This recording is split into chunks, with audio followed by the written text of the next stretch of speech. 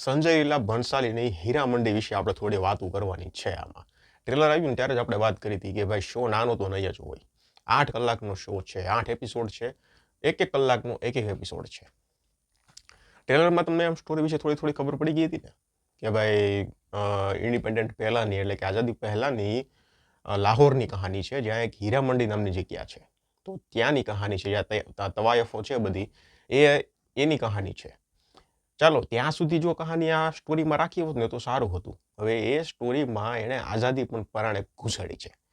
શું કામ હતું એનું યાર? કાંઈ છે જરૂર જ નહોતી. એટલે આઝાદીવાળો જે આખો વિભાગ નાખેલો છે ને આ કહાનીમાં, જે આમ બળજબરીપૂર્વક નાખેલો હોય એવું લાગે છે.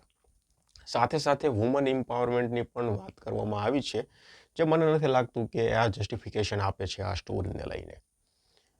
કંઈ મતલબ વગરનું છે યાર વુમન એમ્પાવરમેન્ટને.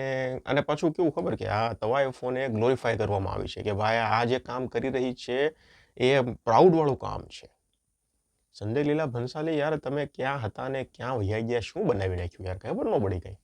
જો શો છે ને એ આમ જોવામાં લુક વાઇઝ સારો છે, એટલે કે આમ શોની તમે પ્રોડક્શન વેલ્યુ જુઓ, એમાં પણ આર્ટ ડિઝાઇન અને સેટ ડિઝાઇન જોવો ને એટલે તમે ઇમ્પ્રેસ થઈ જાઓ. મારે વધારે વખાણ નથી કરવા, તમે સંજય લીલા ભંસાલીની અત્યાર સુધીની ફિલ્મો જોઈ જ છે. બાજીરાવ મસ્તાની જોઈ લો કે પછી કોઈ પણ તમે સંજય લીલા ભંસાલીની ફિલ્મ જોવો એટલે કેવા હોય, આમ સેટ કેવા હોય ને આમ જબરજસ્ત લાગે ને તમે પડદા ઉપર જોવો એટલે.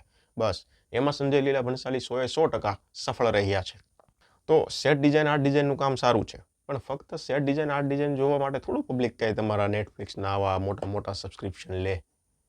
કોન્ટેન્ટ જોઈએ ને, કોન્ટેન્ટ ખૂબ નબળો છે. સ્ટોરી સિરીઝની ખૂબ નબળી છે અને એમાં પણ લાંબી લ જેવી છે.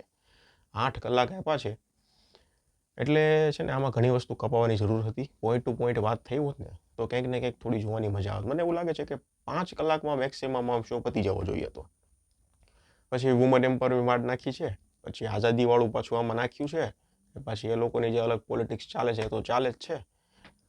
વાત કરું એક્ટિંગની તો ઘણી હિરોઈનો છે આમાં. મનીષા કોઈરાલા છે, કમબેક કરે છે, સોનાક્ષી સિન્હા છે અને ઘણી છે, અદિતિ રાવ હૈદરી છે. તો બધાનું કામ છે એ આમ સારું છે, ડિસન્ટ છે. મ્યુઝિક સારું છે, મ્યુઝિક સાંભળવા મજા આવશે. એઝ યુઝ્યુઅલ સંજય લીલા ભંસાલી તમે કોઈ પણ ફિલ્મ જોવો એટલે મ્યુઝિકમાં તો મજા જ આવે. મ્યુઝિક, પ્રોડક્શન વેલ્યુ, BGM આ બધું તમને ઇમ્પ્રેસ કરશે.